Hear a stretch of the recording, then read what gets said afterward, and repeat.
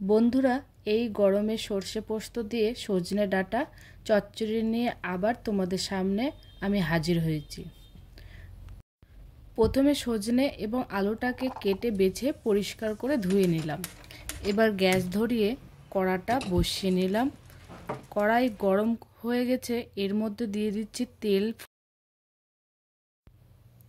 ফোড়ন হিসাবে দিয়ে দিচ্ছি শুকনো লঙ্কা, অল্প কালো জিরে, কাঁচা লঙ্কা।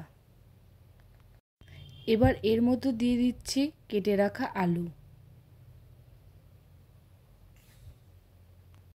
মিনিট খানেক ভাজার পর এবার সজনে ডাঁটাগুলো দিয়ে দিচ্ছি। এবার এর মধ্যে দিয়ে দিচ্ছি পরিমাণ মতো নুন ও হলুদ।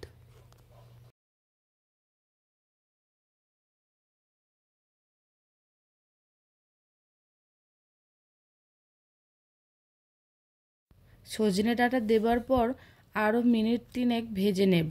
হালকা ভাজা ভাজা হয়ে গেলে এর মধ্যে জল দিয়ে দিচ্ছি। এবার এটা সিদ্ধ হওয়ার জন্য ঢেকে রাখছি।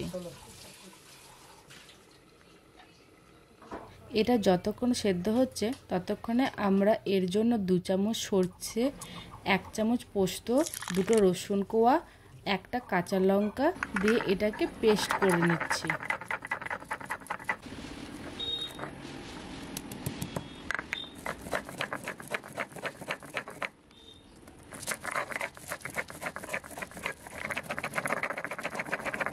তৈরি হয়ে গেছে আমাদের সর্ষে পোস্তর পেস্ট। এবার ঢাকাটা খুলে দেখব।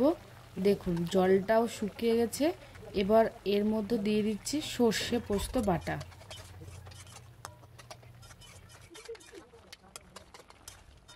এবার এর মধ্যে 2-4টা চিনির দানাও দিয়ে দিচ্ছি। এরপর মিনিট 4 কষানোর পর নামানোর ঠিক আগে একটু কাঁচা সর্ষে তেল দিয়ে নামিয়ে নিচ্ছি। তৈরি আমাদের সজনে ডাঁটা চচ্চড়ি।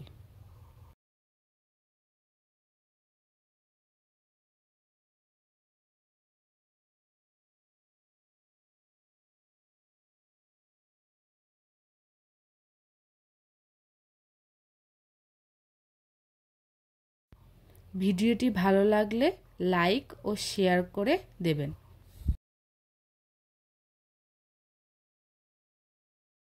ভিডিওটি সম্পূর্ণ দেখার জন্য সকলকে ধন্যবাদ।